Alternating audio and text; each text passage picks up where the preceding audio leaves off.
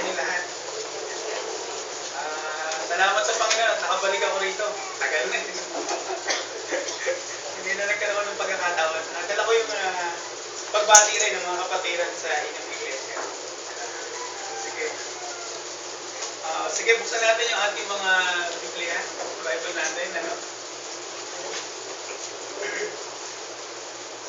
Sa Luke chapter 8.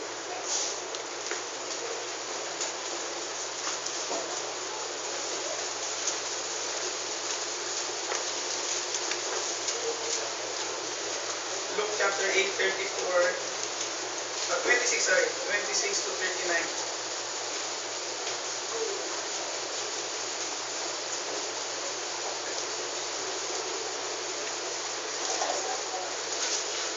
Basahin ko muna yung buong araw, buong salita ng Panginoon. At ito yung tatalakayin natin ngayong umaga sa Sunday School.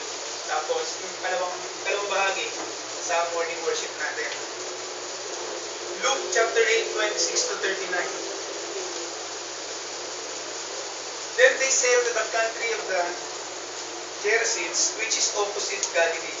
And when he came out unto the land, he was met by a man from the city who was possessed with demons, and who had not put on any clothing for a long time, and was not living in a house, but in a tomb.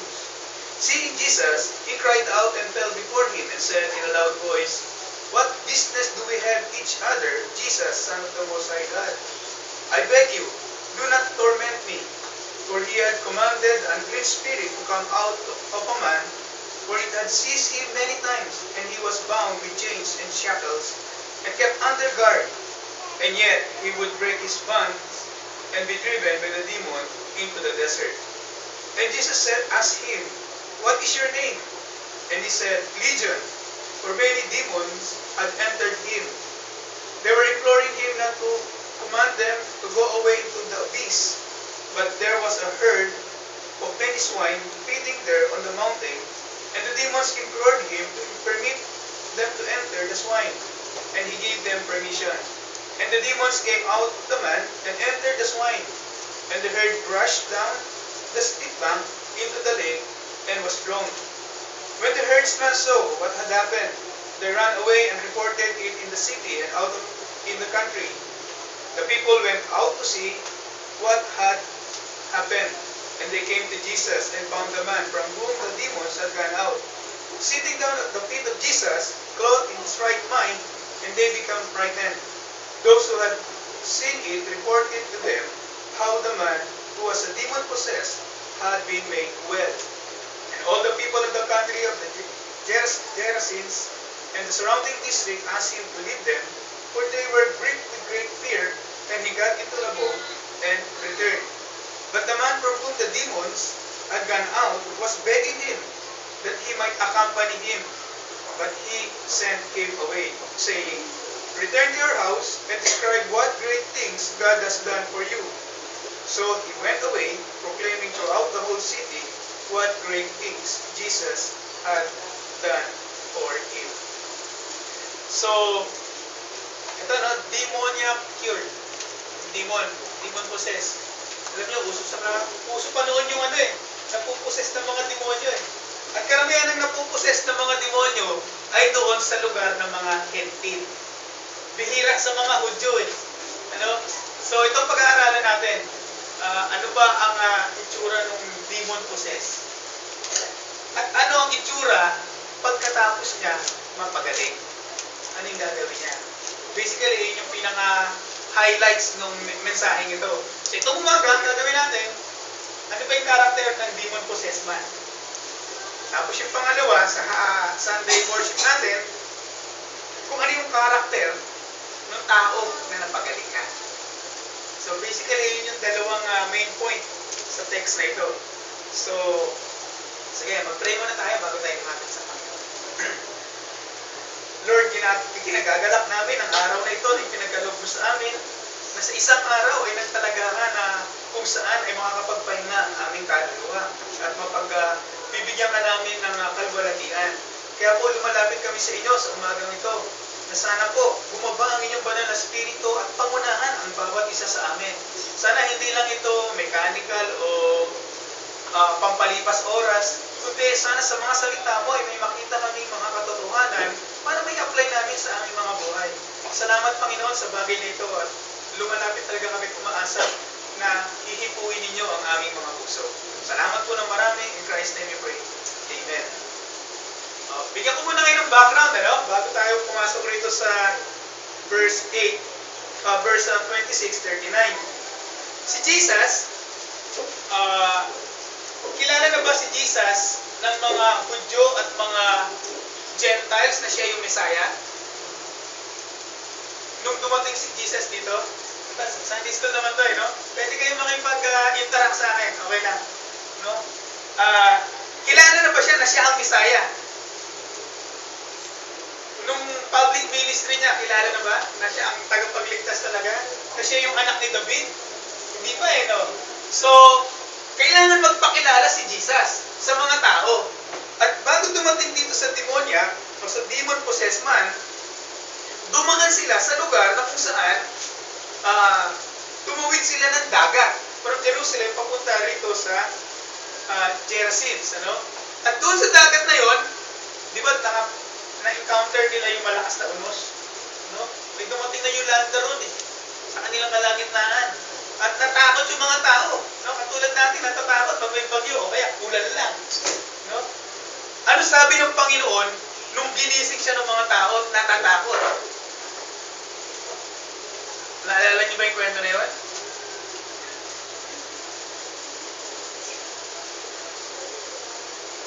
Sa verse 22, sabi rito, verse 24, they came to Jesus and woke him up, saying, Master, Master, we are perishing. And he got up and rebuked the wind and the surging waves, and they stopped and it became calm. Pinakita lang dito na may bagyo, at natakot yung mga disipulo, at ang Panginoon, relax ang Panginoon. Pinahinto niya yung bagyo. Anong pinapakita rito? Si Jesus ay may authority sa nangyayari sa paligid. Pinahinto niya yung bagyo o yung unos. Pinahinto niya yun.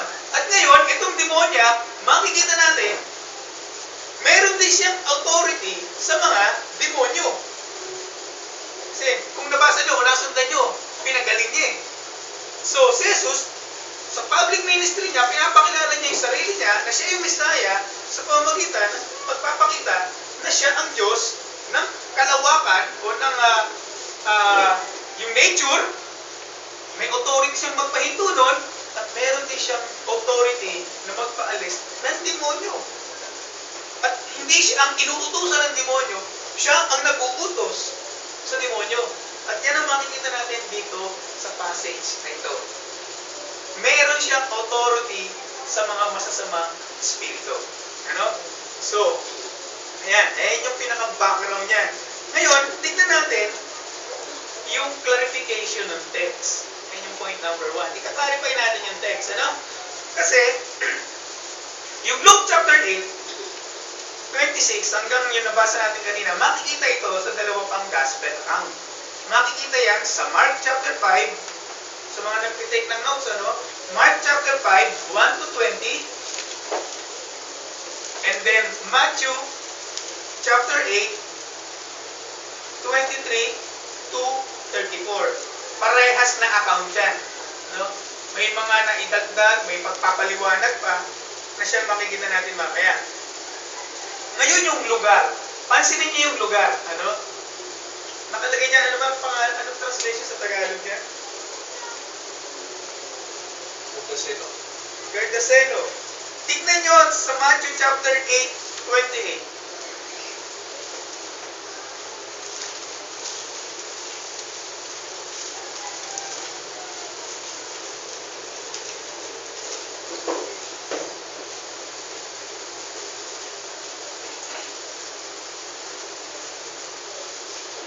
Anong nakalagay dyan sa Matthew?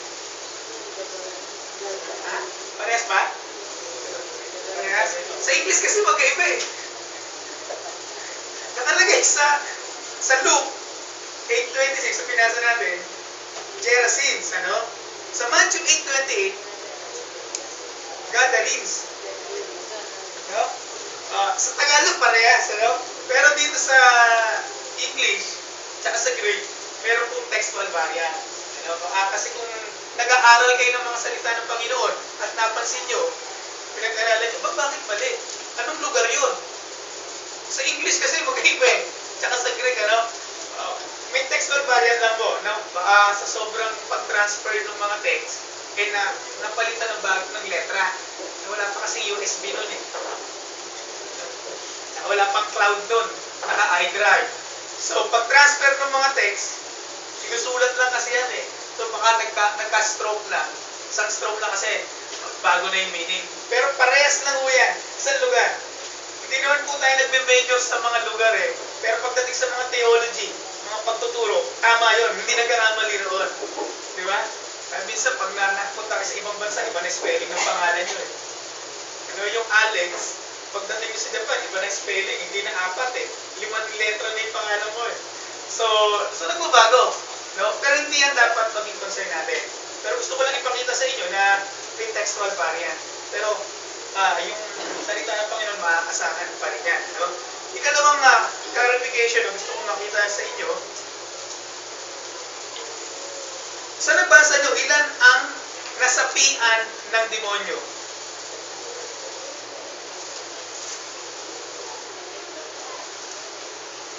Ilan? Ilan ang nasapian ng demonyo sa nabasa nyo? Isa. Tingnan nyo sa Matthew 8:28. Ilan ang nasapian dyan? Dalawa. May error ba doon sa text natin? May mali ba?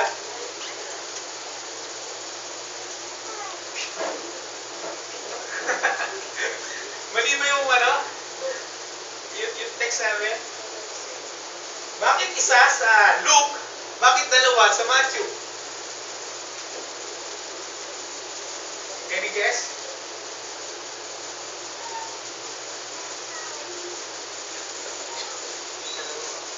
Bakit dalawa? Bakit isa? Yes! Ganito yan eh. Bakit dalawa? Bakit isa? Si Luke, nakapokus sa isang naposes na demonyo na si Ian. Si Matthew, nakapokus sa dalawa. Kinikwento ni Matthew yung nangyari. Dalawa sila. Pero itong kay Luke, nakapokus sa isa kasi para sa kanya, may binibigyan niya ng diin itong isang ito kasi nagbago eh. Pero itong kay Matthew, sinabi niya lang dalawa. Pero hindi niya na pinokus yung isa. Kasi parang walang nangyari dun sa isa. Diba? O pag nandito tayo sa church, kung isa lang ang kilala ko, yung pastor nyo. Ikikwento ko pagdating ko sa moonwalk, si Pastor Boy. Hindi ko kayo masyadong kilala, kasi si Pastor Boy lang ikikwento ko. Doon sa church ni Pastor Boy, in-entertain ako. Siya lang kinikwento ko. Pero ang dami nyo sa church nyo. Diba? So, yun yung punto sa ito. So, kung malilito kayo kay Matthew o kay Luke, isipin ninyo, si Luke, binibigyan niya ng yung isang focus lang doon sa isang tao.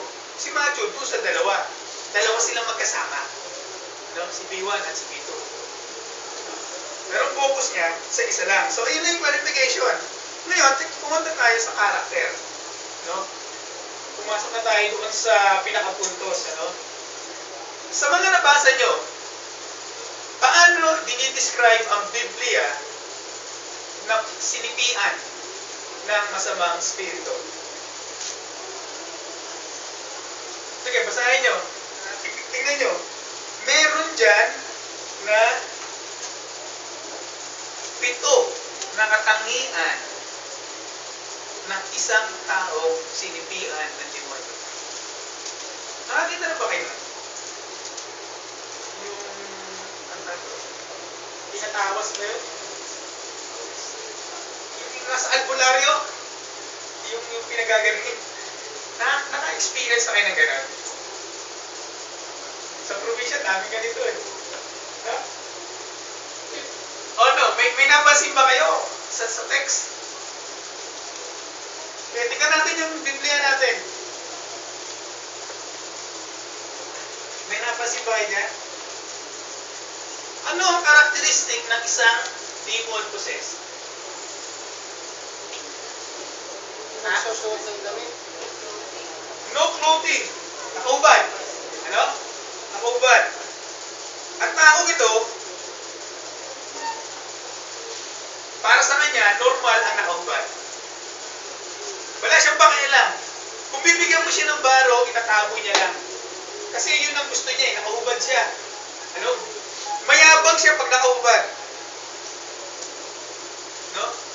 Para sa kanya, yan ang dating niya eh. Nakaubad siya. Para sa kanya, morbid ang isang tao, may saplot sa katawan. At kung makikita natin na kung saan, in fact, ngayon, pwede natin i-relate sa ating kalagitnaan to, no? Pornography. No? Talagang kitang-kita mo, pinagyayabang yung kanilang mga katawan sa internet. Isa sa advertisement, sa mga billboard, pinapakita na. Dati hindi naman pinapakita yan eh. No? Pero sa kanila, yun ang trip nila eh. Doon sila gwapo, doon sila maganda. At ang isang demon possessed, ayaw niya ng may baro. Sisirain niya yan, sa kanyang lang. Makikinabang lang yung mga tao at mga tiga-ukay-ukay. Kasi sasayahin na ikatapon lang eh. Ayaw niya nun. Ikalawa, ano pa makikita niyo dyan? Sa bahay nakatira. Hindi sa bahay nakatira. Saan nakatira? Libingan. Sa libingan. Anong meron sa libingan? Patay. Ano pa? Madumi. Mabarho. Ayaw niya ng maayos. Ayaw niya ng magulo. Ayaw niya ng ganito. Nasisilaw siya pag may araw. Nasisilaw siya pag may liwanag. Ano? Morbid eh. Hindi normal sa kanya yung tahanan. Ang tahanan niya tahimik. Kasi puro mga patay yung kasama niya ron. Yun ang trip niya eh. So, ayaw niya nung may pagkakaisa. Ayaw niya na may kasama. Ayaw niya ng may love. Ang gusto niya, madumi, mabaho. Magulo siya lang mag-isa. O, ano pang makikita niyo dyan? Sumisigaw. Ha? Sumisigaw. Sumisigaw. Nagwawala, ano? Uncontrollable. No, yun ang ano eh, yun ang makikita mo sa isang na-possess na demon na tao eh. Sigaw dito, sigaw doon, maingay. Para sa kanya yung katahimikan, wala sa vocabulary niya. Nagwawala. Hindi lang uncontrollable, kundi unrestrained eh. Kasi makikita mo dyan, malakas siya. Kahit i-bind siya, nakakawala siya. No? Grabe yung power niya. So, pagka ganun, anong nangyayari? Pag malakas siya, nagwawala. Takot yung tao sa kanya. At may tendency pa, kung may mga haharang sa kanya, bububugin niya. Aawayin niya. Diba? Eh, yun ang malakas na tao eh. Si Iron Man eh. Makapangyarihan siya sa kanyang sarili. Ano bang makikita natin dyan? Diba, nasabi ko na kanina, pero ano pong makikita niyo dyan?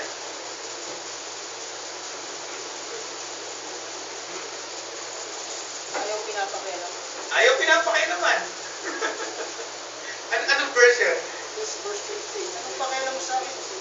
Anong pakialam mo sa akin? Matigas ang ulo eh, no? Yung tao, matigas ang ulo eh. Huwag niyo akong pakialaman. Ito gusto ko eh. Gusto ko nakaubad. Gusto ko magwala. Gusto ko matulog sa libingan. Gusto ko na maingay. Diba? Grabe, no?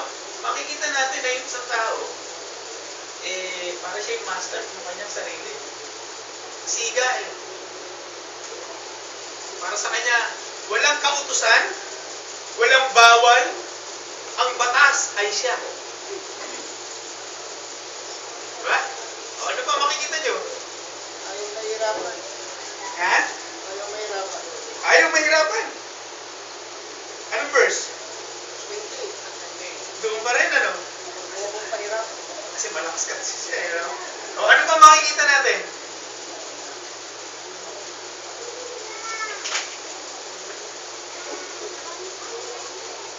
Wala na. Kilala niya Diyos. Ano po? Kilala niya si Jesus. Kilala niya si Jesus. Kilala niya si Jesus, oo. Kilala niya. Grabe, no? Demon possessed man. Kilala niya si Jesus. Ano sabi kay Jesus? May sinabi si ang demon possessed man kay Jesus eh. Ano sabi niya?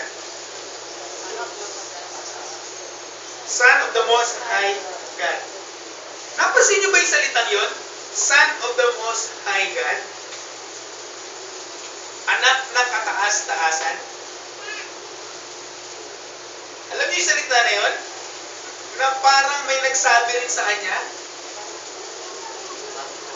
Ha? Si Satanas. Bukod kay Satanas, sinabi sa kanya, Son of the Most High God. Hindi demonyo. Alam niyo kung sino? Ha? Son of the Most High God. Tingnan natin sa Luke chapter 1. Sino pwedeng bumasa? 32-33. Isang ilaw.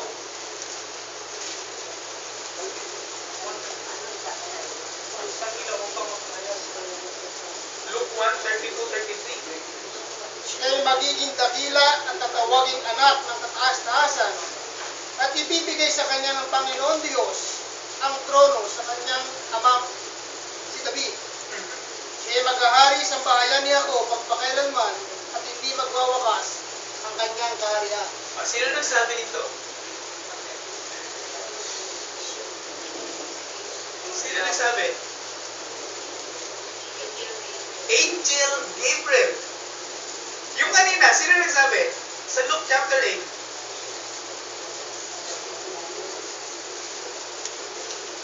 Sino nagsabi?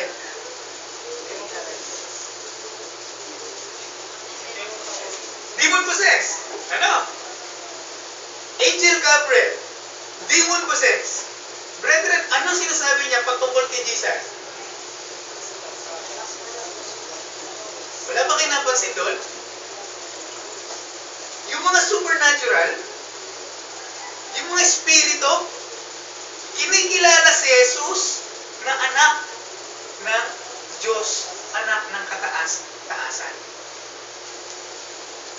Pinapakita rito, brethren, itong mga espiritu na ito, kinikilala nila ang pagka-Diyos ni Jesus. Demon possessed.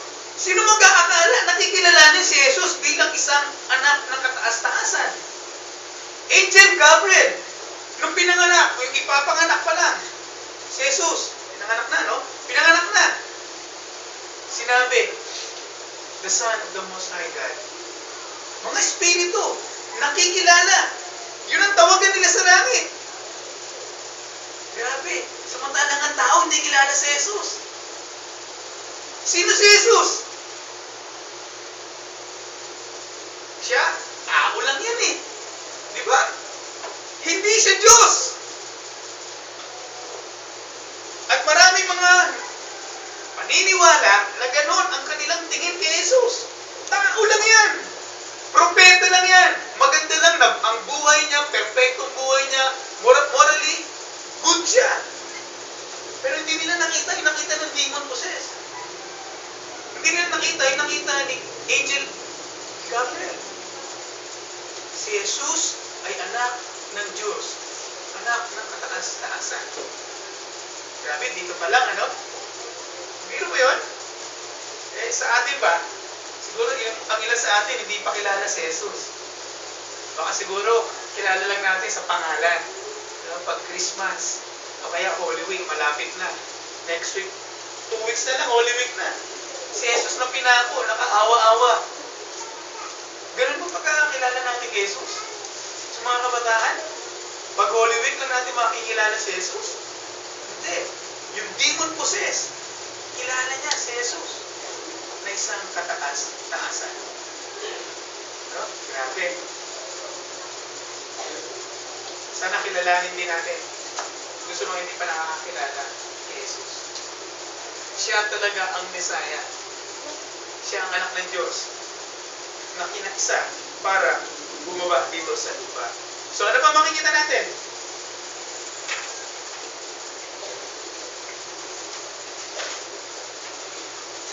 Ano pa makikita natin dyan?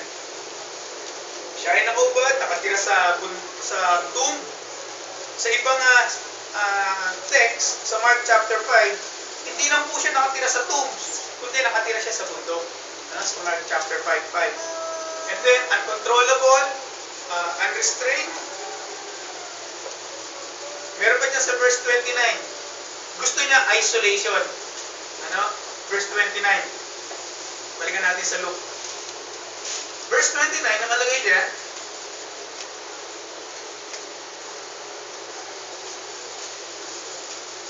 pag nakawala na siya, he would break his bond and be driven by the demons into the desert. Isolation yung desert eh. Nung gusto mag-isa, ayaw niya na may kasama, ayaw niya na may fellowship. Gusto niya siya lang mag-isa kasi parang wala makakaintindi sa kanya eh. No? Iba yung mundo niya eh. Sa mundo ng mga tao. Pero ayun ang gusto niya, ayaw niya. Ano pa makikita natin dyan? Natapos na yan. Buksan natin sa ibang talata, sa Mark chapter 5. Another reference. Mark 5:5.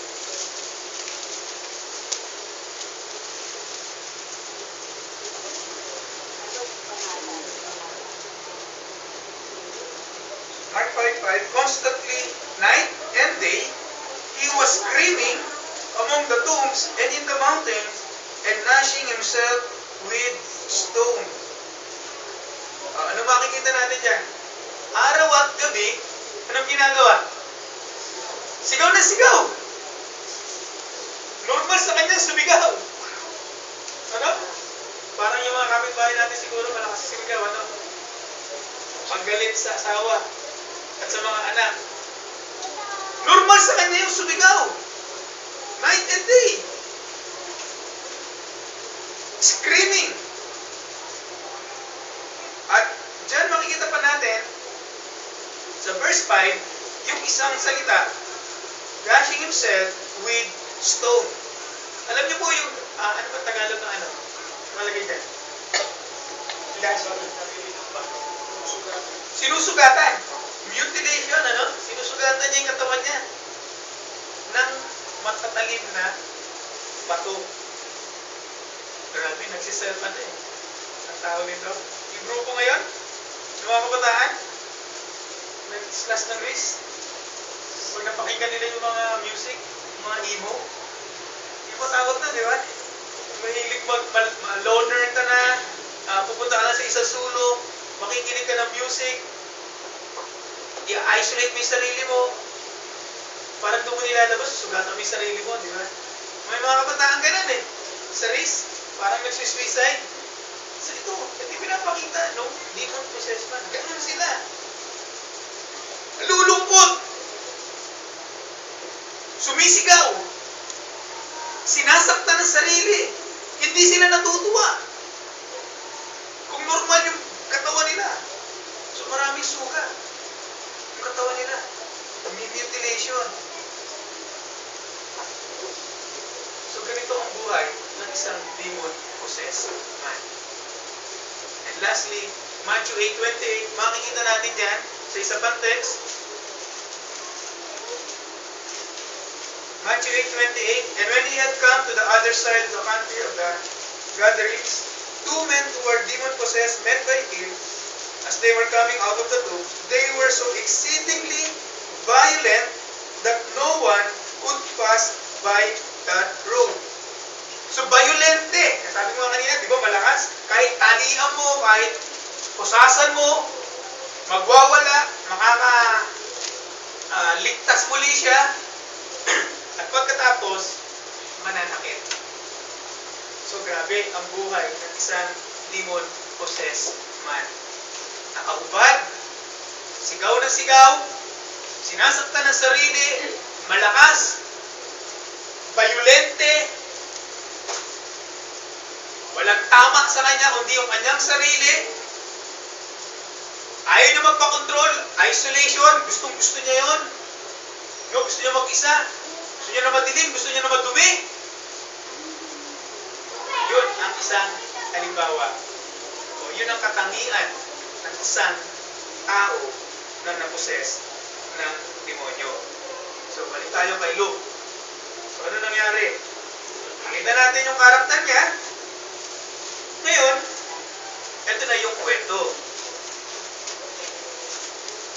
Sa Luke chapter 8, nang dumating na si Jesus, makikita natin yan, yung confrontation ng demonyo at si Jesus. Ayun, ito na. Dumating si Jesus. Itong lugar na to, gatherings, ito isang Gentile na place. Ano? Si Jesus galing doon sa Jerusalem. Sabi natin kanina, naglakbay siya kasama ng mga disipulo, tumawid ng ilog at ng dagat. Anong gagawin ni Jesus sa lugar na yon? Bakit siya nandoon? Makikita natin, Gentile place ito. Sa mga Hudyo, itong Gentile place, offensive ito eh. Bakit? Kasi, bakit natin kanina, nabasa natin, may mga may mga baboy. Sa mga Hudyo, offensive yun. At isa pa, pag mga ganitong sitwasyon, na kung saan, may baboy, tapos sa tomb, yung libingan, para sa mga Hudyo, uncleanness yun eh. Hindi malinis yun. Na etong demonyo makikipag-usap kay Jesus. Hindi maganda yun sa mata ng mga Hudyo. Offensive yun. Pero bumiyahe pa sila papunta roon sa lugar na yon. At makikita natin yung confrontation. So ano nangyari? Verse 27 and 29. Ano ang nangyari? And when he came out, si Jesus, out of the land, he was met by a man from the city who was possessed with demons and who had not put on any clothing for a long time and was not living in a house but in a tomb. Now, seeing Jesus, doon pa lang sa, pantalan? Tawag mo itong pantalan, ano? Nakita na nitong may sipi. No?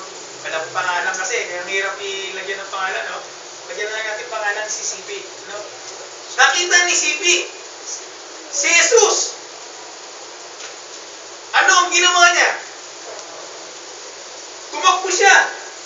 Sinalubong niya. Grabe, no? Sinalubong niya yung Mesaya. At nung pagkasalubong niya, anong ginawa niya? Lumuhod. Yung luhod ba na yon ay isang halimbawa ng pagsamba? No, isipin natin. Yung luhod na... Kayo, lumuluhod ba kayo? Paglinggo. Lumuluhod kayo paglinggo?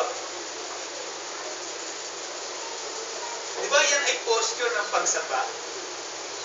Pero dito, sa palagay ninyo, ito ba ay posture ng pagsamba kay Jesus? Masyadong tricky yung tanong ko eh, no? Ito ba yung pagsamba sa Panginoon? Sinong nagsasabing oo? Sinong hindi? Isa, dalawa, tatlo, apat, lima. Sinong hindi alam? Marami. Yung pagluhod na ito ay hindi ito pagsamba. Ano? Hindi ito pagsamba. Bakit? Bakit? Para di sa perapan. Oo. Oo. Ang pagluhod na to ay isang pagpapakaawa. In fact, hindi lang pagpapakaawa, kundi ano to eh?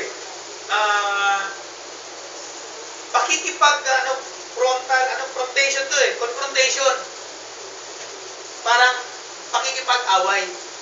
Kasi po, ang salita niya na ginamit, he was met Ano Tagalog doon sa ano? He was met by a man from the city. Sinalubong. Yung salita na yan, yan ay salita na kung saan, pag itatranslate natin sa wikang Griego, yan ay pakikipagdigma, pakikipag-away, confrontation. Kaya nakita kayong dalawang magkaaway. No? Kung baga magbububugan kayo, kasi violent ito eh. Isipin natin ha, violent itong taong to, malakas to. Kilala niya si Jesus. Lumuhod siya, pero yung puso niya sa pakikipag-away. Kasi kung babasin niyo yung mga salita, nakalagay dyan, ano ang ginagawa mo rito? Di ba? Sa yung Tagalog version ko. Nakalagay dyan, anak ng Diyos na kataas-taasan. Ayan. Anong pakialam mo sa akin? Verse 28. Anong pakialam mo sa akin, Jesus? Anak ng Diyos na kataas-taasan. Anong pakialam mo sa akin? Ano? Di ba? May mga salitang ganun eh, no? Ano? Bakit ka pumunta rito sa lugar ko? Teritoryo ko to eh. Ano gusto mo mangyari? Di ba? Pakialam mo, Jesus. Anak ng kataas-taasan. Hindi ba ang oras ko ngayon? Papansinin ninyo yung salita, di ba? Huwag mo muna akong itapon sa ilaliman. Hindi ko ba oras? Kaya, wala kang munang pakialam sa akin kung anong gawin ko rito sa lugar nito. So, yung pagluhod niya na yun, hindi yun ang pagsamba. Yun ay pang-confront. Parang defensive na siya, makikipag-away na siya, o maging offensive na siya para awayin na si Jesus. So, makikita ninyo, kahit itong demonyo, kilala niya si Jesus. Grabe pa rin yung away. Na? Eh, talagang ganun ang buhay ng demonyo eh. Makikipag-away eh. Pero gusto makipag-confront doon kay Jesus. Ngayon, mapapansin natin dyan, pansinin ninyo, itong demonyo na to, kahit na ganun, humingi siya ng awa. Pero itong awa na to ay hindi para sa kanyang kaligtasan. Pansinin ninyo. Ano ba yung sinabi niya dyan? Ano ba yung awa? Ang salita ng awa? Verse 28, makikita rin natin dyan kung saan nang makita niya si Jesus, siya ay sumigaw. Lumukot sa harapan niya, nagsalita. Ano pakialam mo sa akin, Jesus, anak ng Diyos na kataas-taasan? Pansinin ninyo, nakikiusap ako sa iyo, huwag mo akong pahirapan. Diba? Nakiusap pa yung demonyo sa kanya. Huwag mo akong pahirapan. Kasi nga, hindi pa oras para ako ay pahirapan. Now, pansinin ninyo, yung salitang yon, huwag mo akong pahirapan, ina-acknowledge ng demonyo na darating ang araw ng pag-uurong sa kanila. Alam nila huwag mo akong pahirapan. Wala pa sinasabi si Jesus eh. Diba? Nagkita pa lang sila.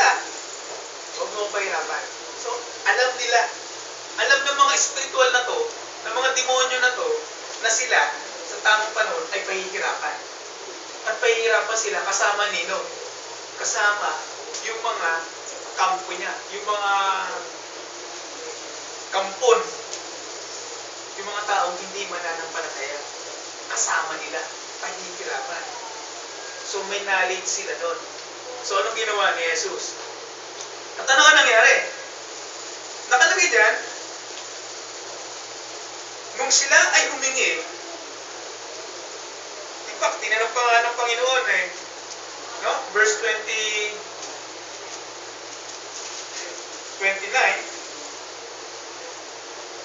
30 muna tayo. And Jesus asked him, what is your name? Sa demon-possessed, sa KCP. Sabi niya, Legion, for many demons have entered him. Alam niyo yung legions? Legions. Yung salitang legions? O legion? Alam niyo yun? Ang ibig sabihin nun, maraming mga demonyo ang pumasok doon sa tao. 500 yata o 600, 1,000. Teka, tingnan natin 6,000, almost 6,000 demons ang pumasok doon sa tao. So, malakas yun. Kaya nga pag binabind siya, pag tinatali siya, hindi siya makawala. malakas eh. No? Malakas. Ngayon, mapapansin natin, kung ang pangalan niya ay Lehion, isang tao na malakas, legion, 6,000 spirit yung nasa kanya. Demon spirit. Si Jesus. Hindi ba nakaka-tense? Nasubukan nyo na bang pumarap sa siga sa bahay, sa subdivision nyo? O kaya sa kaya ninyo? Nasubukan nyo na humarap sa isang taong lasing? May dalang tabak? Na-corner kayo? Ganun yung sitwasyon. Nung kaharap ni Jesus, yung taong ito. Nung sinabi niyang, sino ka? Ako, pangalan ko si Legion. Ang dami nun. Makapangyarihan yun. At si Jesus, well, hindi naman sino itong wrestler. Hindi naman malalaki katawan ni Jesus eh. No? Hindi naman puro maskulado yung katawan ni Jesus, di ba? Wala naman tayong picture na gano'n eh. Pero itong taong to, di mag-possess na nakaubad. Kasama niya, buong-buo, malakas. Grabe. Tapos biglang nagmakaawa. Huwag mo muna akong parusahan. At nung sila ay nandoon, huwag mo gusto parusahan, nakita nila o umabiso sila na pumunta saan? Saan? Sa mga baboy. May mga baboy doon na nangangain eh, no? Yun, offensive talaga sa mga Hudyo yan eh. So, biro mo. Dagat. Tapos merong isang bundok doon, ano? May mga baboy. At napakarami ng baboy na yun. Kasi kung ang legion ay marami, at lalabas sila doon sa tao, pupunta rin sa mga baboy, sigurado marami yun. Ano? Marami yun. At ano ang nangyari?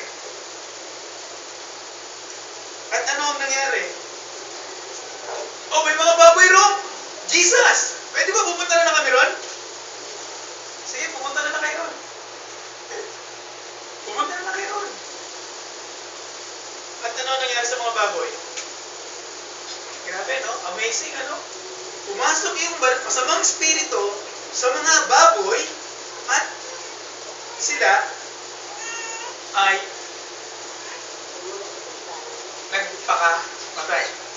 nagpakalunod. Ang daming baboy. Lugi. No? Buod siya. Double din. Pero yun ang nangyari sa kwento. Ano? Nagpaalam itong mga masasamang spirito doon sa tao kung pwede i-allow sila na pumunta sa mga baboy. At itong mga baboy, dali-dali, nung nasa kanila na yung spirito, masamang spirito, sila ay nagpa-lunod sa ilog. Grabe ang nangyari. Ngayon, kung papansinin ninyo, sino ang may kapangyarihan?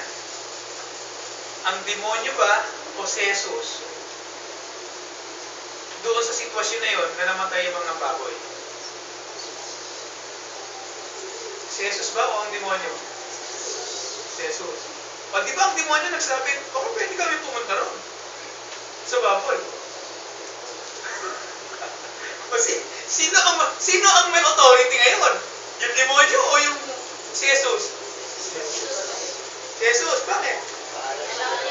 Ha? Inalaw niya. Inalaw niya, di ba? Pero ito na, humingi talaga ng ng permission. Pero kung mapapansin ninyo kasi, pwede kasing i-twist yung salita. Pwede kasing i-twist yun eh. Sabihin ng mga tao nag-twist, sabihin nila, kasi, tignan nyo, ang nag-isip ng paraan para mawala yung mga demonyo doon sa tao, sila rin. Kasi nakita nila yung mga hayop, pwede ba doon na kami? Doon na lang kami. O, di ba? Pwede kasing i-twist. Pero makikita natin na nagpaalam pa rin. Huwag niyo kakalimutan. Nag-ask pa rin ng permission yung mga demonyo kay Jesus. Kahit ganon ang sitwasyon. So, yan, makikita natin. Kahit na makasalanan nitong taong ito, maraming legion, maraming mga demonyo na pumasok sa kanya, humingi pa rin ng permission kay Jesus para siya o para sila ay pakawalan. So, namatay. So, ayan, brethren, may question ba kayo dyan? Ha? May question kayo? Wala? So, ano makikita natin dyan? Itong characteristics ng isang masamang spirito o itong tao na possessed ng demonyo, ito yung makikita rin natin ito sa ating kalagitnaan araw-araw. No? Ano mapapansin natin? Gusto natin na nakaubad tayo. O gusto natin pinapanood yung mga nakaubad na tao. Natutuwa tayo. Gusto natin na walang nakikialam sa atin. Gusto natin walang 10 commandments sa buhay natin.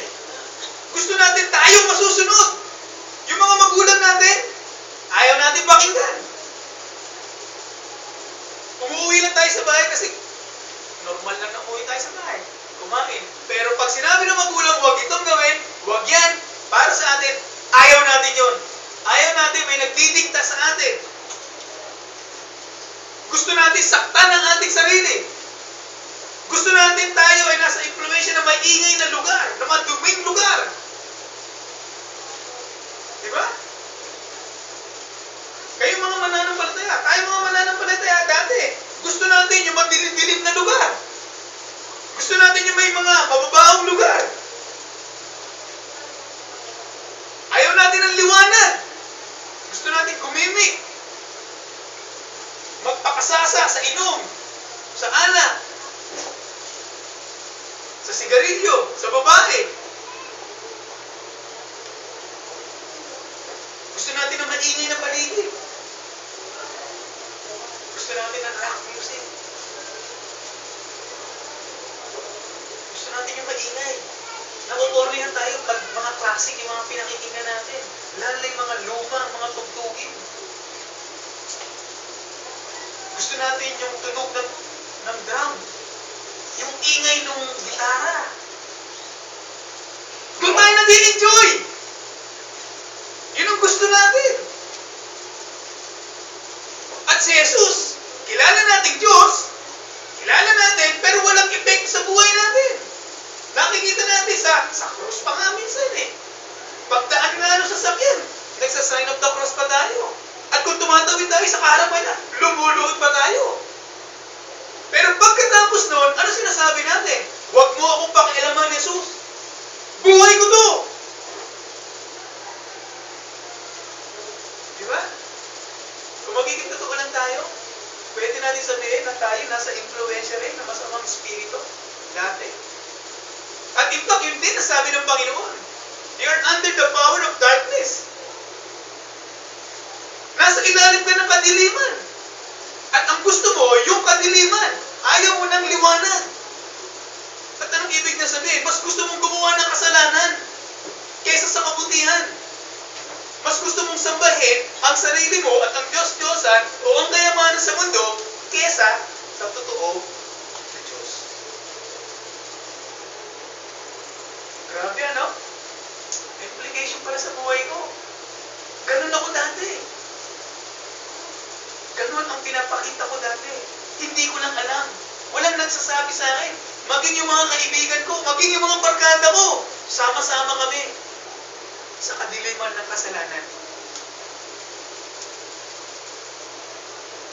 Nabuti na lang, may biyaya ang Diyos. Alam nyo? Galing sila ng Jerusalem, papunta ng Genesaret, sa Gentile, para tawagin ang isang taong ito. Nagbuwis pa sila ng buhay. Dumaan sila sa bagyo. Namuntik na silang mamatay, ikinatakot ng mga disipulo. Ginising nila si Jesus. Mamamatay tayo, Panginoon. Gumising ka dyan. Isipin niyo, pupunta ka lang doon sa isang lugar, hindi mo alam, para tawagin itong demon possessed na ito. Para baguhin. Kaya mga kapatid, kung nadidepress kayo, nalulungkot kayo, no, parang walang nangyayari sa mga Bible study ninyo, o sa mga mission field ninyo, may ma-encourage kayo. Ang Panginoon gumagawa. No? Gumagawa ang Panginoon.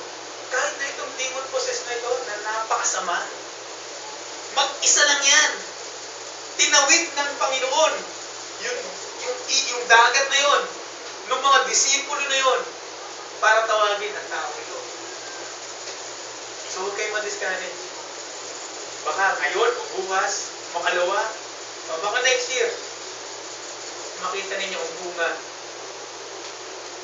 ng kaligtasan na yung matagal ng pinapanalangin, matagal ng sinisiran. Who knows? Who knows? Baka makasama ninyo sa inyong kalagitnaan na magsasamba sa tamang araw. Okay, ma-discourage. Ano? So makikita natin sa susunod na pag-aaral natin kung paano naligtas itong demon-possessed man na to. At nung kanyang pagkaligtas, ano ang nangyari sa kanya? Ano ang nangyari? Sayang ba ang pag-stay ng Panginoong Hesus doon sa lugar na yon? Sayang ba ang mga Bible study ninyo? Sayang ba yung pag-share ninyo? Sayang ba yung pag-mission ninyo sa ibang lugar? Break muna tayo mamaya. Papatuloy natin. Let's pray. Panginoon, salamat po sa oras na ito na pinagkaloob sa amin. Sana nga po ay pagpalangin ninyo itong nangyari sa isang tao na sinitian ng masamang espiritu at sa inyong kadakilaan ay pinagkaloob po ang buhay na walang hanggan. At siya makikita natin mamaya sa pagsamba namin sa ito. In Jesus' name we pray.